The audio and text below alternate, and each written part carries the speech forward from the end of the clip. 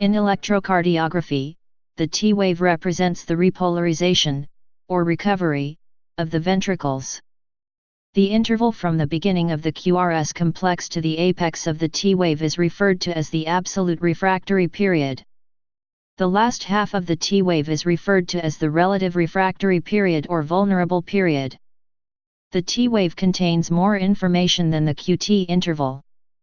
The T wave can be described by its symmetry, skewness, slope of ascending and descending limbs, amplitude, and subintervals like the Tpeak tend interval. In most leads, the T wave is positive. This is due to the repolarization of the membrane. During ventricle contraction, QRS complex, the heart depolarizes. Repolarization of the ventricle happens in the opposite direction of depolarization and is negative current, signifying the relaxation of the cardiac muscle of the ventricles. This double negative of direction and charge is why the T wave is positive. Although the cell becomes more negatively charged, the net effect is in the positive direction, and the ECG reports this as a positive spike. However, a negative T wave is normal in lead AVR. Lead V1 may have a T wave with positive, negative, or biphasic where positive is followed by negative, or vice versa. In addition, it is not uncommon to have an isolated negative T wave in lead 3, AVL, or AVF.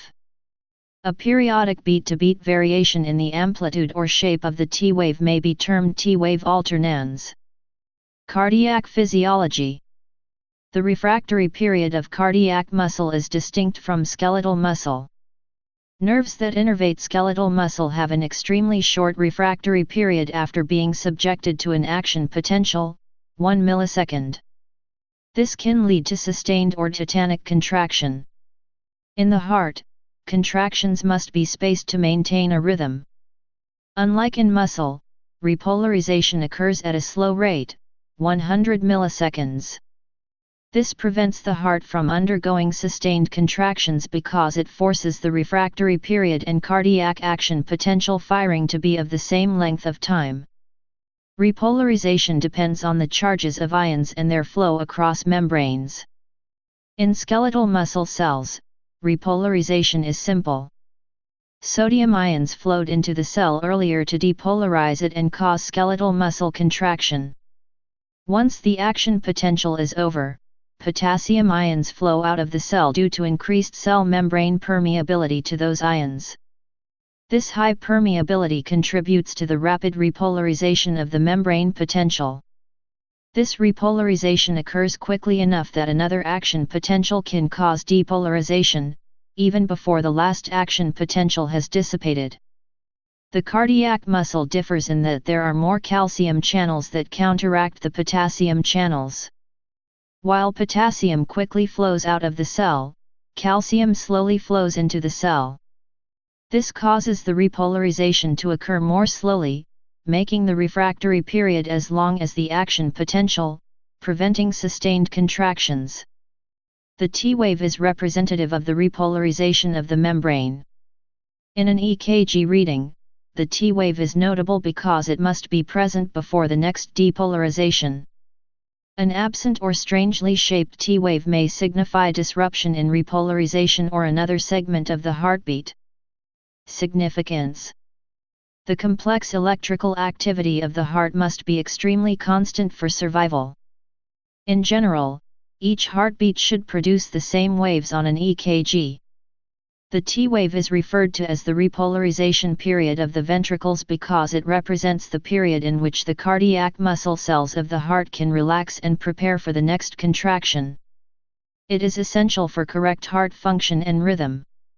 Abnormalities in the T wave, even when minor, can be indicative of seriously impaired physiological functioning. Various types of T wave abnormalities can be observed on an EKG, each stemming from different bodily malfunction. Abnormalities. Inverted T wave. T wave inversion, see image, is characterized by an opposite orientation of the T wave. The T wave is therefore reported as negative instead of positive in EKG. T-wave inversions that appear suddenly and are new compared to prior EKGs are always considered to be abnormal. Symmetrical and deep T-wave inversions are generally pathological. T-wave inversion, negative T-waves, can be a sign of coronary ischemia, Wellens syndrome, left ventricular hypertrophy, or CNS disorder. Pediatric inverted T-waves, normally found in the right precordial leads. They are not harmful and signify more dominant right ventricle force. These inversions may lead into adulthood and are commonly seen in young Afro-Caribbean women. Myocardial ischemia or infarction cause inverted T waves that occur in contiguous leads based on the anatomical location of the ischemia or infarction. Inferior, 2, 3, AVF lateral, I, AVL, V5-6 anterior, V2-6. Dynamic T-wave inversions occur with acute myocardial ischemia. Fixed T-wave inversions follow infarction. Left bundle branch block, T-wave inversion in lateral leads I, V5-6, AVL. Right bundle branch block, T-wave inversion in the right precordial leads V1-3. When a bundle branch block is present, the T-wave should be deflected opposite the terminal deflection of the QRS complex. This is known as appropriate T-wave discordance. Left ventricular hypertrophy, T-wave inversion in lateral leads AVL, V5-6, and I. Right ventricular hypertrophy, T-wave inversion in the inferior leads 2, 3, AVF and right precordial leads V1-3. Pulmonary embolism produces a pattern similar to right ventricular hypertrophy. T-wave inversions in inferior leads 2, 3, AVF and right precordial V1-3. Hypertrophic cardiomyopathy, commonly seen in patients displaying deep T-wave inversions in all precordial leads. Raised intracranial pressure, events leading to this create deep T-wave inversions with extremely abnormal morphology. Biphasic T-wave. As the name suggests, biphasic T-waves move in opposite directions. The two main causes of these waves are myocardial ischemia and hypokalemia.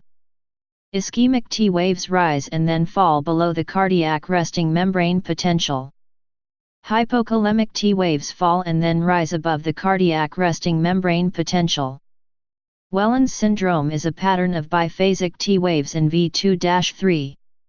It is generally present in patients with ischemic chest pain. Type 1, T waves are symmetrically and deeply inverted. Type 2, T waves are biphasic with negative terminal deflection and positive initial deflection. Flattened T wave. Flat T waves, less than 0.1 mV in the limb leads and less than 0.2 mV in the precordial leads, may indicate coronary ischemia or hypokalemia. Hyperacute T wave. These T waves may be seen in patients displaying Prinzmetal angina. Additionally, patients exhibiting the early stages of STEMI may display these broad and disproportional waves. Camel hump T wave. The name of these T waves suggests the shape it exhibits, double peaks. Since these T wave abnormalities may arise from different events, i.e. hypothermia and severe brain damage, they have been deemed as nonspecific, making them much more difficult to interpret. Please subscribe and thanks for watching.